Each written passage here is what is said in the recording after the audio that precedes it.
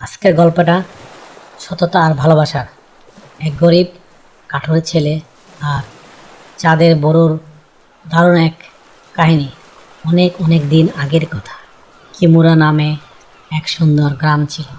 সে গ্রামে তাকিও নামে এক সৎ আর দয়ালু যুবক বাস করত। তাকিওর বাবা মা ছোটবেলা থেকে মারা গিয়েছিল, তাই তাকে একাই নিজের জীবন অনেক কষ্ট করে চালাতে হতো। প্রতিদিন ভোরে প্রথম আলো ফোটার আগেই সে তার ছোট্ট কুড়ালটা কাঁধে নিয়ে গভীর জঙ্গলে কাঠ কেটে যেত। সারাদিন কঠোর পরিশ্রম করে তার সময় কাটত, কিন্তু এত কষ্টের মধ্যে তার মনে কোনো দুঃখ ছিল না। সে জানত তার সততাই তার একমাত্র শক্তি, একমাত্র সম্পদ। একদিন তাকেও কাঠ কাটতে কাটতে বনে আরও গভীরে চলে গেল। সেখানে এক ঝলমলে ঝর্ণার পাশে সে হঠাৎ দেখতে পেল একটি ছোট্ট পাখি মাটিতে পড়ে ছটফট করছে। পাখিটির একটি ডানা ভেঙে গিয়েছিল, সে খুব দুর্বল দেখাচ্ছিল। তাকিওর মন কষ্টে ভরে গেল। সে এক মুহূর্ত দেরি না করে খুব সাবধানে পাখিটিকে তুলে নিল। তার ভাঙা ডানাটি যত্নে পরীক্ষা করল এবং নিজের পরনের কিমোনো ছিঁড়ে একটি নরম পট্টি বেঁধে দিল। নিজের কাছে থাকা সামান্য চালের পিঠা আর ঝর্ণার মিষ্টি জল এনে সে পাখিটিকে অল্প অল্প করে খাওয়ালো। পরে তাকেও প্রতিদিন কাঠ কাটার পর সে আহত পাখিটির সেবা করত।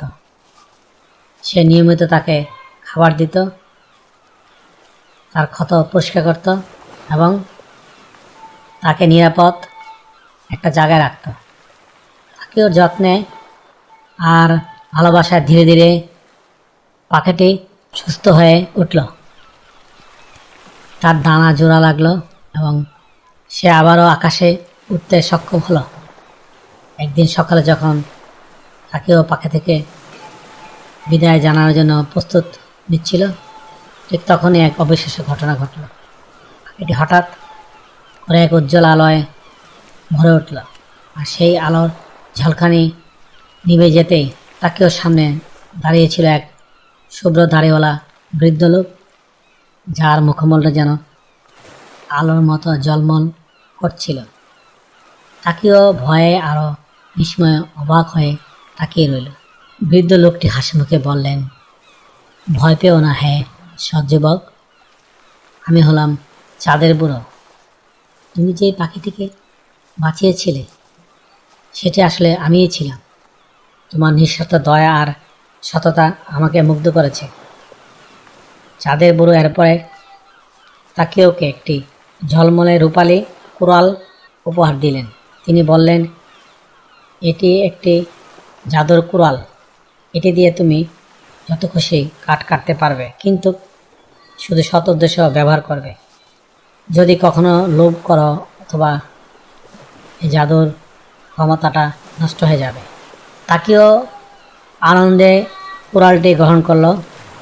সে কখনো চাঁদের পুরো কথা বলল না, সে কেবল ততটুকুই কাঠ কাটল যতটুকু তার আর তার গ্রামের মানুষের প্রয়োজন হয়। তার অতিরিক্ত সম্পদ সে গ্রামের অভাবী মানুষের মধ্যে বিলিয়ে দিত। তাকেও কখনো লোভে বশবর্তী হয়নি।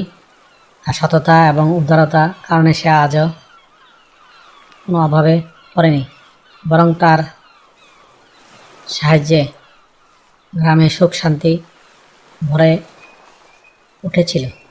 বন্ধুরা, আজকের গল্প থেকে আমরা শিখলাম সততা, দয়া আর স্বার্থতা সবসময় শেষ পর্যন্ত পুরস্কৃত হয়। লোভ মানুষের সর্বনাশ ডেকে আনে। কেমন লাগলো আজকের গল্পে কমেন্টসের মাধ্যমে নিচে জানিও। আবারও দেখা হবে অন্য কোনো গল্পের ভিডিওতে। Thank you for watching. Please subscribe.